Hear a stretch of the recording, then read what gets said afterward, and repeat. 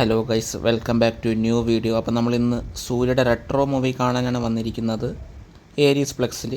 അപ്പോൾ ഈ മൂവിയെ പറ്റി പറയാനാണെങ്കിൽ പറയണ്ടല്ലോ, കാർത്തിക് സുബ്രാജാണ് റൈറ്റിംഗ്, ഡയറക്ഷനൊക്കെ കാർത്തിക് സുബ്രാജാണ്. അപ്പോൾ കൂടുതൽ എക്സ്പെക്റ്റേഷൻ ഉണ്ട് എനിക്ക് ഈ സിനിമ കാണാൻ വേണ്ടി. അപ്പോൾ കാരണം എന്ന് പറഞ്ഞാൽ ഈ കാർത്തിക് സുബ്രാജിൻ്റെ മുമ്പത്തെ മഹാനും, ജിഗർദണ്ഡ ഡബിൾ എക്സലും, പിന്നെ നമ്മുടെ പേട്ട സിനിമയൊക്കെ എനിക്ക് നല്ല രീതിയിൽ ഇഷ്ടപ്പെട്ടിട്ടുണ്ടായിരുന്നു. അതുകൊണ്ട് എനിക്ക് നല്ല എക്സ്പെക്റ്റേഷൻ ഉണ്ട് ഈ സിനിമ കാണാൻ വേണ്ടി. ആകെ ഒരു ഡിസപ്പോയിൻറ്റിങ് വന്നത് ഏതാ നമ്മുടെ ഗെയിം ചേഞ്ചർ ആയിരുന്നു. അത് പിന്നെ ഡയറക്ഷൻ ശങ്കർ ആയതുകൊണ്ട് നമുക്ക് പോട്ടെ എന്ന് നോക്കാം. പക്ഷേ റൈറ്റിംഗ് കാർത്തിക് സുബ്രാജ് ആയിരുന്നു. പക്ഷേ അതുകൊണ്ട് ആ ഒരു സിനിമ ഒഴിച്ചു വെച്ചാൽ ബാക്കി ഈ ഇറങ്ങിയ എല്ലാ സിനിമയും എനിക്ക് നല്ല രീതിയിൽ ഇഷ്ടപ്പെട്ടിട്ടുണ്ടായിരുന്നു. അപ്പോൾ ആ ഒരു എക്സ്പെക്റ്റേഷൻ കൊണ്ട് തന്നെയാണ് ഞാൻ ഈ മൂവി ഫസ്റ്റ് ഡേ തന്നെ ടിക്കറ്റ് ബുക്ക് ചെയ്തിരിക്കുന്നത്. ആസ് യൂഷ്വൽ ഞാൻ ഏരീസ് പ്ലക്സിൽ ആണ് ടിക്കറ്റ് ഞാൻ ബുക്ക് ചെയ്തത്. പക്ഷേ ഏരീസ് പ്ലക്സിൽ OD1 ടിക്കറ്റ് ഇല്ലായിരുന്നു, OD5 ഉണ്ടായിരുന്നുള്ളൂ. OD1 തുടരുമാണ് കിടക്കുന്നത്. അതുകൊണ്ടാണ് ഈ നമ്മുടെ ഏതാ റെട്രോ മൂവി OD5 OD4 ആയിപ്പോയത്. അപ്പോൾ ഞാൻ OD5 ടിക്കറ്റ് ബുക്ക് ചെയ്തിരിക്കുന്നത്. അപ്പോൾ ഇനി ബാക്കിയുള്ള കാര്യം ടിക്കറ്റിൻ്റെ അകത്ത് കയറിയിട്ട് ബാക്കി കാര്യം പറയാം. അപ്പോൾ നമ്മൾ അത്യാവശ്യം നേരത്തെ എത്തിയിട്ടുണ്ട്. ഞാൻ ഒരു 3:30 ആയപ്പോഴേ തിയേറ്ററിലെത്തി. അപ്പോൾ ഇനി നമുക്ക് ഇനി അകത്ത് കയറിയിട്ട് ബാക്കി കാര്യങ്ങൾ പറയാം. എന്തായാലും നല്ല എക്സ്പെക്റ്റേഷൻ ഉണ്ട് ഈ സിനിമയ്ക്ക്. അതുകൊണ്ട് മെയിൻലി നമ്മുടെ മലയാളത്തിൽ ജയറാം ഉണ്ടല്ലോ. അപ്പോൾ ജയറാമിൻ്റെ എന്താണെന്നുള്ള കാര്യം എനിക്ക് അറിഞ്ഞൂടാ. കാരണം ഇതിനു മുമ്പ് ഇറങ്ങിയ ഗെയിം ചേഞ്ചർ ആയാലും മിക്ക ആ സിനിമയിലൊക്കെ സൈഡ് റോളൊക്കെ ഭയങ്കര കോമാളിത്തരമായിട്ടാണ് ജയറാം ചെയ്തത്. അപ്പോൾ ഇതിനകത്ത് ഇനി എങ്ങനെ ആവുമോ എന്തോ, പക്ഷെ കാര്യം പറയാം. അപ്പോൾ എന്തായാലും നല്ല എക്സ്പെക്റ്റേഷൻ ഉണ്ട്. കാരണം സൂര്യയുടെ കൺകുവയ്ക്ക് ശേഷമുള്ള ഒരു സിനിമയും കൂടെയാണ്. അപ്പോൾ കൺകുവയുടെ കാര്യം പിന്നെ പറയണ്ടല്ലോ, അതിൻ്റെ റിവ്യൂ എൻ്റെ യൂട്യൂബ് ചാനലിലുണ്ട്. അതുകൊണ്ട് അത് കഴിഞ്ഞിട്ടുള്ളൊരു എക്സ്പെക്റ്റേഷനുള്ള സിനിമ എന്ന് പറഞ്ഞാൽ റെട്രോയാണ്. അപ്പോൾ ആസ് യൂഷ്വൽ ഞാൻ കാണാൻ വന്നിട്ടുണ്ട് ഫസ്റ്റ് ഡേ തന്നെ. എന്നാലും ഞാൻ റിവ്യൂസൊക്കെ നോക്കിയപ്പോൾ ചിലതൊക്കെ നെഗറ്റീവ്സൊക്കെ വരുന്നത്. അതുകൊണ്ട് ചെറിയൊരു ഡിസപ്പോയിൻറ്റിങ് ഉണ്ടെങ്കിലും ഞാൻ പടം കണ്ടിട്ട് ബാക്കി കാര്യങ്ങൾ പറയാം. എന്തായാലും ഞാൻ പടം കാണാത്തതുകൊണ്ട് തന്നെ എനിക്ക് നല്ലൊരു എക്സ്പെക്റ്റേഷൻ ഉണ്ട്. ഇനി പടം കണ്ടു കഴിഞ്ഞിട്ട് എന്താവുമോ എന്തോ, അതും കൂടെ ഞാൻ എന്തായാലും പടം കണ്ടു കഴിഞ്ഞിട്ട് ഫുൾ റിവ്യൂ ഞാൻ പറയാം. പിന്നെ ഇതിൻ്റെ ബുക്കിംഗ് സ്റ്റാർട്ടായപ്പോൾ തന്നെ കേരളത്തിൽ ഞാൻ തിരുവനന്തപുരത്ത് നോക്കിയപ്പോൾ അങ്ങനെ ബുക്കിംഗ് പെട്ടെന്ന് ഫില്ലായില്ല. ഞാൻ അന്ന് ബുക്കിംഗ് സ്റ്റാർട്ടായാലും എൻ്റെ പിറ്റേ ദിവസമാണ് ടിക്കറ്റ് ഏരീസിൽ ബുക്ക് ചെയ്തത്. എന്നിട്ട് എനിക്ക് അത്യാവശ്യം നല്ല ടിക്കറ്റ് തന്നെ വേറെ ഷോസൊക്കെ നോക്കിയപ്പോൾ തന്നെ അത്യാവശ്യം സീറ്റ് ഉണ്ടായിരുന്നു. OD4 OD5 ഇപ്പോൾ ഏരീസിൽ 4 മണിക്ക് ഷോ ഇട്ടിരിക്കുന്നത്. അപ്പോൾ എന്നിട്ടും നല്ല ടിക്കറ്റ് ഉണ്ടായിരുന്നു. വലിയ രീതിയിൽ ബുക്കിംഗ് ആയിട്ടില്ലായിരുന്നു ഈ ഷോയ്ക്ക്. പിന്നെ ഫസ്റ്റ് ഷോ കഴിഞ്ഞപ്പോഴത്തേക്ക് നല്ല ബുക്കിംഗ് ആയിട്ടുണ്ട്. ഫസ്റ്റ് ഡേ ആയതുകൊണ്ട് തന്നെ നല്ല ആൾക്കാരുണ്ട്. നല്ല 2 സ്ക്രീനിലാണ് ഇപ്പോൾ ഷോ ഇട്ടിരിക്കുന്നത്. OD4 OD5 ഷോ ഇട്ടിരിക്കുന്നത്. അപ്പോൾ ബുക്കിംഗ് സ്റ്റാർട്ടായപ്പോൾ തന്നെ ഇന്നാണെന്ന് തോന്നുന്നു, ഈ 1-ാം തീയതിയാണ് മാക്സിമം എല്ലാവരും ടിക്കറ്റ് ബുക്കായത്. അതുവരെ എൻ്റെ തലേദിവസം വരെ എന്നാലും നല്ല സീറ്റിംഗ് ഉണ്ടായിരുന്നു. പക്ഷേ ഇന്നാണ് സിനിമ റിലീസായിട്ടാണ് കുറച്ചും കൂടെ സീറ്റ് ബുക്കായെന്ന് എനിക്ക് തോന്നുന്നു. ഞാൻ നോക്കിയപ്പോൾ ഇന്നാണ് മാക്സിമം കുറച്ചും കൂടെ സീറ്റ് ഫില്ലായത്. ഇന്നലെ വരെ വലിയ ബുക്കിംഗ് ഇല്ലായിരുന്നു. അപ്പോൾ ഇതാണ് ഗൈസ് ടിക്കറ്റ് വരുന്നത്. OD5 എക്സിക്യൂട്ടീവ് സെക്ഷൻ ബുക്ക് ചെയ്തിരിക്കുന്നത്. അപ്പോൾ നമ്മളിതാ തിയേറ്ററിൻ്റെ അകത്ത് ഫസ്റ്റ് ഫ്ലോറിൽ OD5 OD4 OD6 OD2 executive സീറ്റൊക്കെ വരുന്നത് ഫസ്റ്റ് ഫ്ലോറിലാണ്. അപ്പോൾ അത്യാവശ്യം നല്ല ഇവിടെ ഫസ്റ്റ് ഫ്ലോറിൽ തന്നെ 4 സ്ക്രീൻ മാക്സിമം വരുന്നുണ്ട്. അപ്പോൾ OD5 ഞാൻ ബുക്ക് ചെയ്തിരിക്കുന്നത്. തൊട്ടടുത്ത് തന്നെ കഫറ്റീരിയ ഉണ്ട്. ഞാൻ ഇതിനു മുമ്പ് OD5 ഞാൻ കയറിയത് ബൊഗെയിൻവില്ല എന്ന് പറഞ്ഞ സിനിമ കാണാനാണ് കയറിയത്. അപ്പോൾ അതിൻ്റെ വീഡിയോയും എൻ്റെ യൂട്യൂബ് ചാനലിലുണ്ട്. ഇപ്പോൾ OD5 ക്ലീനിങ് ചെയ്തുകൊണ്ടിരിക്കുക. ഇതിന് മുമ്പത്തെ ഷോൻ്റെ ക്ലീനിങ് പ്രോസസ്സാവും. അപ്പോൾ അത് കഴിഞ്ഞിട്ട് എന്തായാലും ഇപ്പോൾ ഒരു 10 മിനിറ്റ് കഴിയുമ്പോഴത്തേക്ക് സ്ക്രീനിൻ്റെ അകത്ത് കയറ്റും. അങ്ങനെ ഗൈസ് ഫൈനലി OD5 അകത്ത് കയറിയിട്ടുണ്ട്. അപ്പോൾ നമ്മളുടെ സെക്ഷൻ എന്ന് പറഞ്ഞാൽ ഈ സെക്ഷൻ. അപ്പോൾ കുറച്ച് ഫ്രണ്ടിലാണെങ്കിലും എന്നാലും ഞാൻ അത്യാവശ്യം ബാക്ക് നോക്കിയാണ് ബുക്ക് ചെയ്തത്. അപ്പോൾ ഇപ്പോൾ ആദ്യം കയറുകൊണ്ട് തന്നെ ആരും ഫില്ലായിട്ടില്ല. പിന്നെ കുറച്ച് കഴിയുമ്പോൾ ഫില്ലായിക്കുള്ളൂ. ഞാൻ ആദ്യമേ കയറി അങ്ങ് ഇരുന്നു. അപ്പോൾ ആൾക്കാരൊക്കെ കയറുന്നതേ ഉള്ളൂ. അപ്പോൾ ഇതിൻ്റെ സെക്ഷൻ എന്ന് പറഞ്ഞാൽ 3 സെക്ഷനായിട്ടാണ് OD5 സീറ്റിംഗ് തിരിച്ചിട്ടുള്ളത്. അപ്പോൾ recliner seat, sofa seat, normal seat, ഈ 3 സീറ്റും ഗംഭീരം തന്നെ. നമുക്ക് നോർമൽ സീറ്റ് വരുന്നത് 160 റുപ്പീസാണ്. അതും വാല്യൂ ഫോർ മണി സീറ്റ് തന്നെ ഈ OD5. കാരണം നല്ല കുഷനിങ് തരുന്നുണ്ട്. പക്ഷേ ഒരു കുഴപ്പം എന്ന് പറഞ്ഞാൽ ഈ OD5 എക്സിക്യൂട്ടീവ് സീറ്റില്ല, അത് തുടങ്ങുന്നത് ഏറ്റവും ബാക്ക് നോക്കി ബുക്ക് ചെയ്യുക. പക്ഷേ ഞാൻ ഇപ്പോഴാണ് മനസ്സിലാക്കിയത് ഈ സെക്ഷൻ കുറച്ച് ഭയങ്കര അടുത്തായിപ്പോയി. ആ ഒരു ബുദ്ധിമുട്ട് മാത്രമേ വേറെ കുഴപ്പമുള്ളൂ. വേറെ സ്ക്രീനെല്ലാം അടിപൊളി തന്നെ, പക്ഷേ കുറച്ച് അടുത്തായി പോയല്ലോ എന്നൊരു ഡൗട്ട്. പക്ഷേ സിനിമ കാണുമ്പോൾ ഇനി വലിയ കുഴപ്പമില്ലായിരിക്കും. ഈ പാറ്റേണിലാണ് നമുക്ക് എക്സിക്യൂട്ടീവ് സീറ്റ് വരുന്നത്. അത്യാവശ്യം നല്ല റിക്ലൈനിങ് അത്യാവശ്യം നമുക്ക് ചാരി ഇരിക്കാനും അതുപോലെ തന്നെ കുഷനിങ് ഒക്കെ തരുന്ന ഒരു സീറ്റാണ് ഈ ഒരു എക്സിക്യൂട്ടീവ് സെക്ഷൻ കൊടുത്തിരിക്കുന്നത്. മൊത്തത്തിലൊരു ഗ്രീൻ പാറ്റേണിലാണ് എന്താ പറയുക ഈ തിയേറ്ററിൻ്റെ അകം കൊടുത്തിരിക്കുന്നത്. അതുപോലെ തന്നെ RGB ലേസർ ലൈറ്റ് പ്രൊജക്ഷൻ അല്ല, 4K ഡോൾബി അറ്റ്മോസ് ആണ്. അപ്പോൾ RGB പോലെ വലിയ ഇതില്ലെങ്കിൽ പോലും ഈ ഏരീസ് ഫ്ലെക്സിലെ എല്ലാ സ്ക്രീനും അടിപൊളിയാണ്. അപ്പോൾ ഇതും നല്ല അടിപൊളിയാണ്. ഇതിനകത്ത് സിനിമ കണ്ടിട്ടുണ്ട്, അതുകൊണ്ടാണ് പറയുന്നത് അത്യാവശ്യം നല്ല കിടിലൻ ക്വാളിറ്റി വരുന്നൊരു സ്ക്രീനാണ്. പക്ഷേ OD1 പോലെ അത്ര ഇല്ലെങ്കിൽ പോലും എന്നാലും കൊള്ളാം. അപ്പോൾ ഗൈസ് ഇനി ഇൻ്റർവെലായിട്ട് പറയാം, സിനിമ തുടങ്ങാറായി. അപ്പോൾ ഇനി ഇൻ്റർവെലായിട്ട് ബാക്കി കാര്യങ്ങളൊക്കെ പറയാം.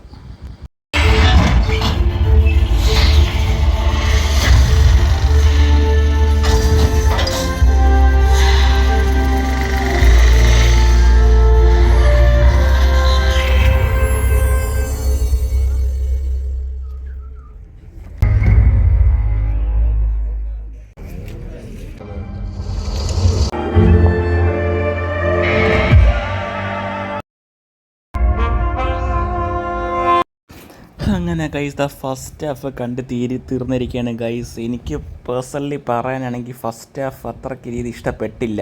കാരണം അതിന് നല്ല എക്സ്പെക്റ്റേഷനിലാണ് വന്നത്. കാരണം കൺകുവ നല്ല ഡിസപ്പോയിൻറ്റിങ് ആയിരുന്നു എനിക്ക്. അതുകൊണ്ട് നല്ല ഇത് റെട്രോ കാർത്തിക് സുബ്രാജിൻ്റെ പടമായിട്ട് പോലും എനിക്ക് നല്ലൊരു എക്സ്പെക്റ്റേഷനല്ല വന്നത്. പക്ഷേ ഫസ്റ്റ് ഹാഫ് ഒന്നിനും കൊള്ളൂല. എനിക്ക് ഒന്നിനും കൊള്ളൂലെന്നല്ല, പക്ഷേ ഭയങ്കര ലെങ്തി ആയിട്ട് തോന്നി ഫസ്റ്റ് ഹാഫ്. കാരണം ഫസ്റ്റ് ഹാഫിൽ സൂര്യയുടെ ഇൻട്രോ ഒക്കെ ഗംഭീരമായിട്ടുണ്ട്. ഇൻട്രോ ഗംഭീരം, അതുപോലെ അതിനകത്ത് കൊടുത്തിരുന്ന BGM ബാക്ക്ഗ്രൗണ്ട് സ്കോറും അതുപോലെ മ്യൂസിക്കും എല്ലാം ഗംഭീരമായിട്ടുണ്ട്. പക്ഷേ എന്തോ ഫസ്റ്റ് ഹാഫിൽ മൊത്തത്തിൽ എന്താ പറയുക, സൂര്യയുടെ സ്ഥിരം സൂര്യയുടെ അല്ല സ്ഥിരം സിനിമയെ കാണുന്ന പോലെ എന്താ പറയുക പ്രണയവും അതുപോലെ തന്നെ അതിനകത്ത് നടക്കുന്ന ഫൈറ്റും അതുപോലെ ആ രീതിയിലാണ് ഫസ്റ്റ് ഹാഫ് പോയിരിക്കുന്നത്. ഫസ്റ്റ് ഹാഫ് എന്താ പറയുക ഭയങ്കര ലാഗാണ്.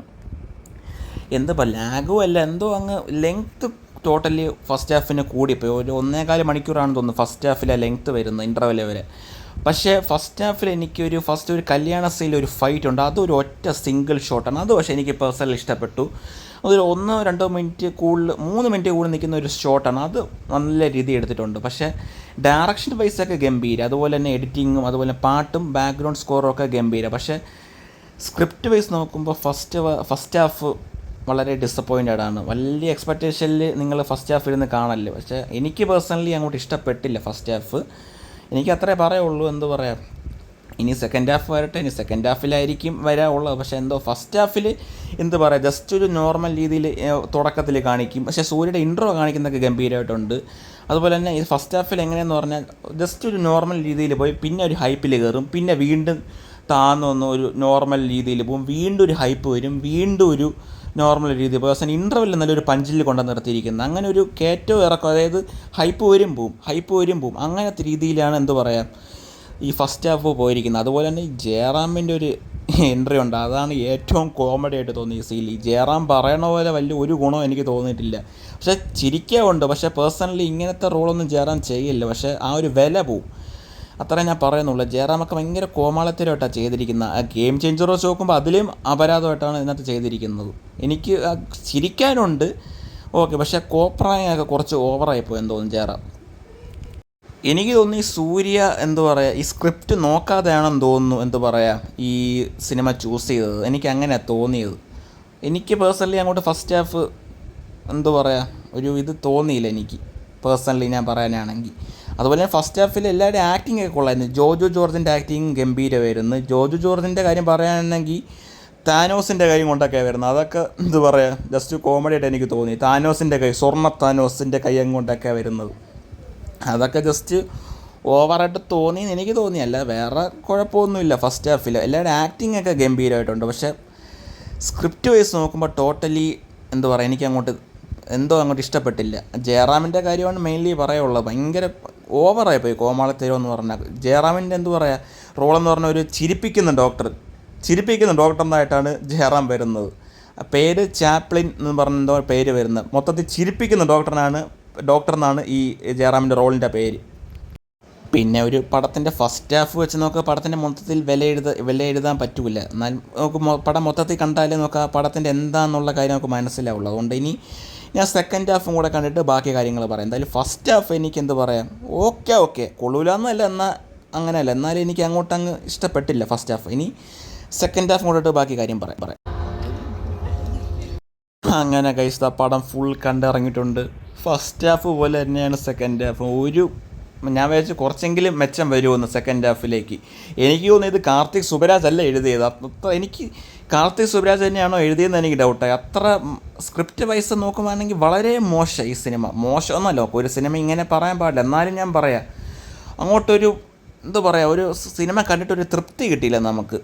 എന്ന് പറഞ്ഞാൽ സെക്കൻഡ് ഹാഫിലേക്ക് വരുമ്പോൾ കുറച്ചും കൂടെ ഡിസപ്പോയിൻറ്റിങ് ആയെന്ന് പറയാം. മൊത്തത്തിൽ കുറേ ഫൈറ്റും കുറേ എന്തൊക്കെയോ കൊണ്ടുവന്ന് പടം പറയുന്നതാണെങ്കിൽ ഞാൻ ഫസ്റ്റ് ഹാഫിൽ പറഞ്ഞ പോലെ തന്നെ ഒരു ഹൈപ്പിൽ വരും വീണ്ടും താഴെ പോകും, ഒരു ഹൈപ്പിൽ വരും വീണ്ടും താഴെ പോകും. ഈ ക്ലൈമാക്സ് ഒക്കെ ആയപ്പോൾ ഒരു ചിരിയുണ്ട് കുറേ, അത് ഒരു 2 മിനിറ്റ് നീണ്ടു നിൽക്കും. നമുക്ക് ഒരു സീൻ തന്നെ എന്താ പറയുക 10-15 മിനിറ്റ് ചുമ്മാ വലിച്ച് നീട്ടി. ഒരു സിനിമയിൽ തന്നെ 3 മണിക്കൂർ ടോട്ടൽ ലെങ്ത് ഉണ്ട്. അത്രയും ഒരു ആവശ്യമില്ലായിരുന്നു ഈ സിനിമയ്ക്ക്. ടോട്ടൽ ഒരു 2.5-2.5 മണിക്കൂർ കൊണ്ട് ഈ പടം തീർക്കായിരുന്നു. വെറുതെ ഒരു സീൻ തന്നെ 10-15 മിനിറ്റ് ഒരേ കാര്യം തന്നെ കാണിച്ചുകൊണ്ടിരിക്കുക. അത് കുറച്ചും കൂടെ ലെങ്ത്ത് കുറച്ച് കട്ട് ചെയ്ത് കളയായിരുന്നു. എൻ്റെ ഒരു പേഴ്സണൽ ഒപ്പീനിയനാണ്. പക്ഷേ പേഴ്സണൽ ഒപ്പീനിയനാണ് എന്താ പറയുക, ക്ലൈമാക്സിൽ ഞാൻ പറഞ്ഞ പോലെ ചിരി ഉണ്ടായി. അത് സത്യം പറയല്ല, ബോറായിപ്പോയി ആ സീനിൽ തന്നെ.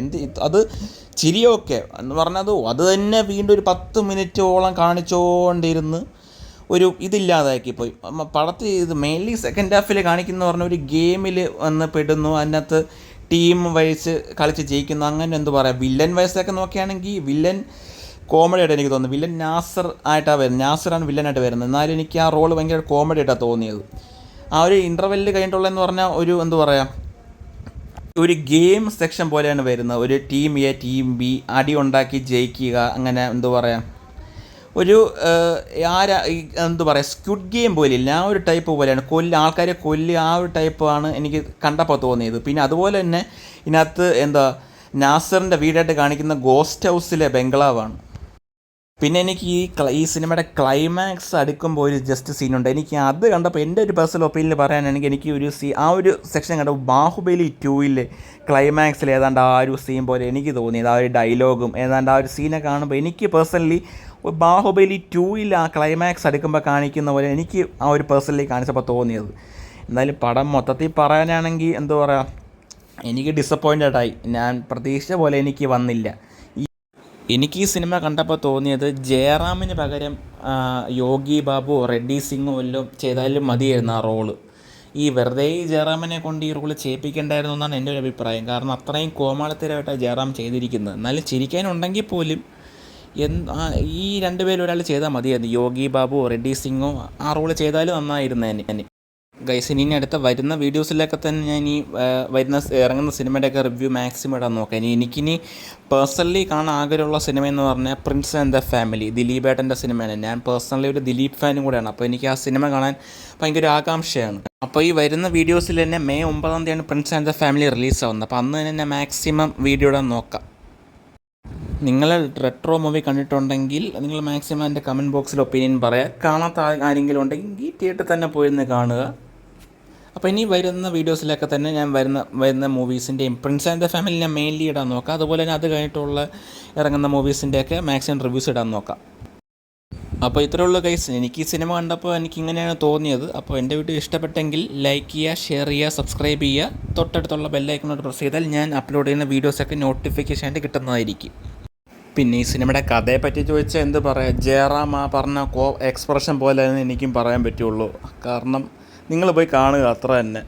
കണ്ടിട്ട് നിങ്ങൾ തന്നെ പറയാം. എനിക്ക് പേഴ്സണലി ജയറാമിൻ്റെ ആ എക്സ്പ്രഷൻ തന്നെയാണ് ഇതിനകത്ത് ഇടാൻ തോന്നുന്നത്. ഏതാ അതിന്റെ ഡീറ്റെയിൽ ഒന്നും ഞാൻ പറയില്ല. പക്ഷേ അപ്പോൾ അത്രേ ഉള്ളൂ ഗൈസ്. ഇനി നമുക്ക് അടുത്ത വീഡിയോയിൽ കാണാം. ബൈ.